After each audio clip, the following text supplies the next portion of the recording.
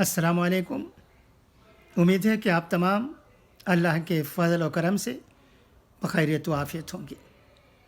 आज राष्ट्र सहारा रोज़नामे में बहुत ही अहम ख़बरें हैं जो हमें सोचने पर मजबूर करती हैं।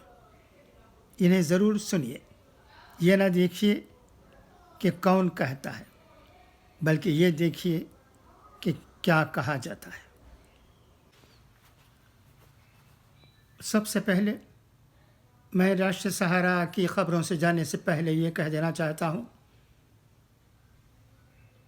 कि हमारे मुल्क में कोरोना वबा के केसेस में इजाफ़ा हो रहा है और तमिलनाडु के वज़ीर आला जनाब के स्टालिन साहब भी कावेरी हस्पताल में एडमिट हो गए हैं।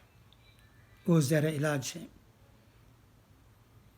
दुआ है कि अल्लाह उन्हें जल्द सेहतयाबी अता करे। बेंगलुरु आबादी पर काबू पाने पर गर्मा गर्म बहस के दौरान राष्ट्रीय स्वयंसेवक संघ के सरबराह मोहन भागवत ने कहा है कि सर्वाइवल ऑफ द फिटेस्ट उन जानवरों पर लागू होता है जो खाते पीते हैं और आबादी में इजाफ़ा करते हैं। अब बात इंसान की हो तो सबसे मौजू वो है जो सबसे कमज़ोर को ज़िंदा रहने में मदद करता है।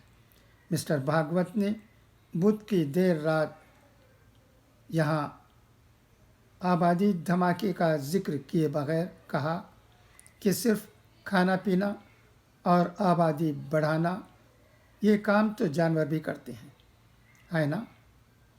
जो मजबूत है वही ज़िंदा रहेगा, ये जंगल का क़ानून है।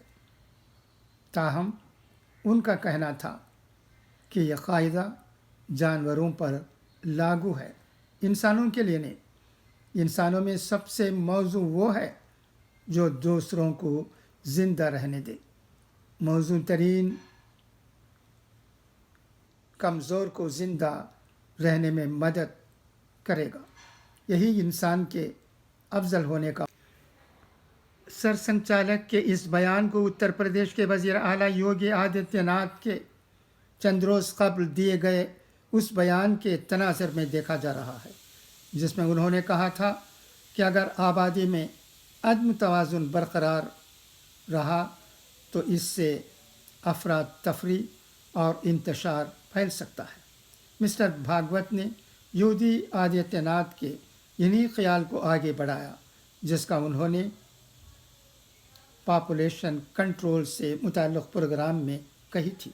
उन्होंने कहा कि जब हम ख़ानदानी मनसूबाबंदी आबादी के इस्तेहकाम की बात करते हैं तो हमें इस बात को जहन में रखना होगा कि आबादी पर काबू पाने के प्रोग्राम को कामयाबी से आगे बढ़ाना चाहिए, लेकिन इसके साथ साथ आबादी में अदम तवाज़ुन की सूरत हाल को पैदा नहीं होने देना चाहिए। मिस्टर भागवत ने यह भी कहा कि तब्दीली मज़हब को रोका जाना चाहिए क्योंकि ये अफराद को उनकी जड़ों से अलग करता है। उन्होंने एक बयान में कहा कि तब्दीली अलहदगी की तरफ ले जाती है। तब्दीली इंसान को उसकी जड़ों से अलग कर देती है, इसलिए हमें तब्दीली को रोकने की कोशिश करनी चाहिए।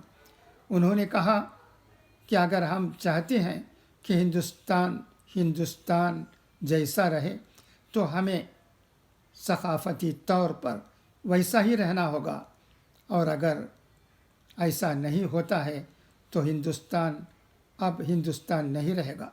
लिहाजा हमें ये यकीनी बनाना होगा कि हर जगह धर्म की तौसी हो।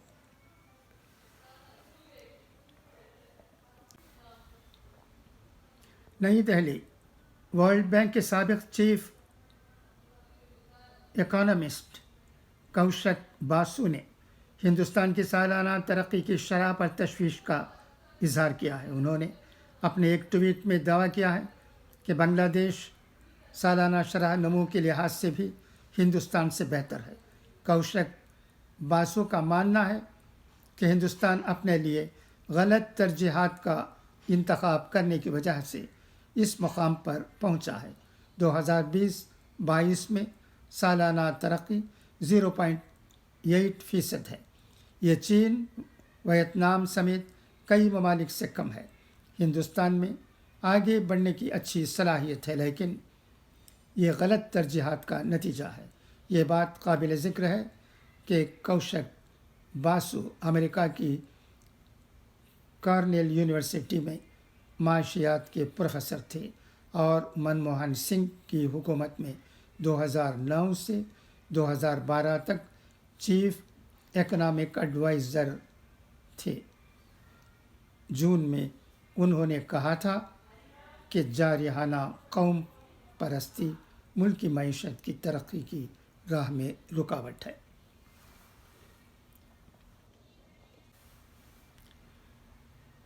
نئی Delhi, All India Muslim Personal Law Board نے سپریم کورٹ میں ایک درخواست دے کر عبادت گاہوں سے متعلق 1991 کے قانون کو چیلنج کرنے والی PIL کی مخالفت کی ہے۔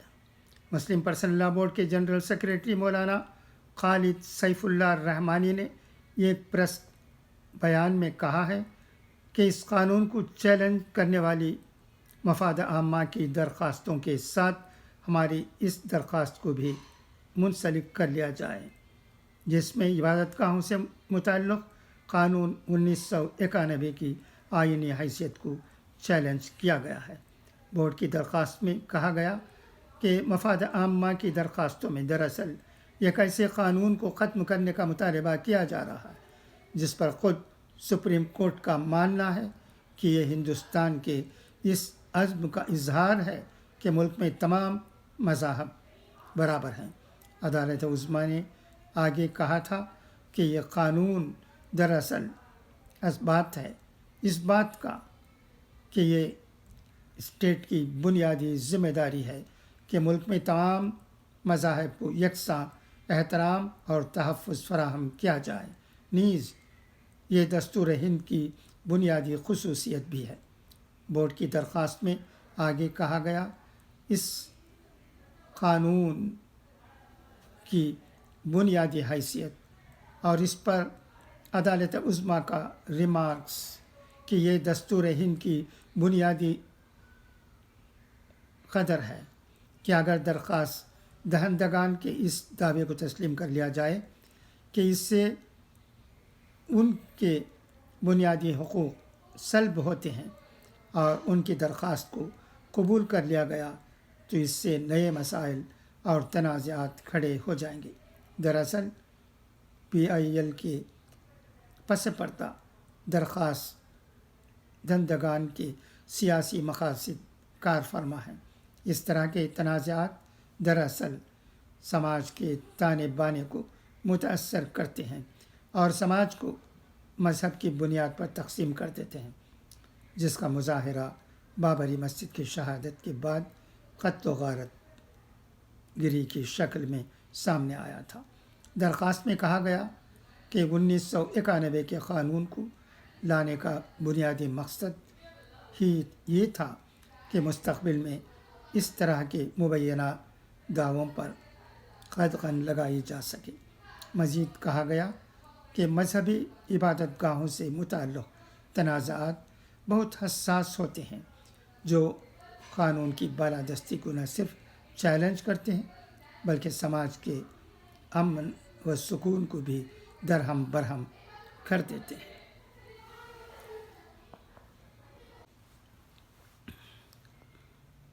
اب آئیے اقوال زرین سنیں۔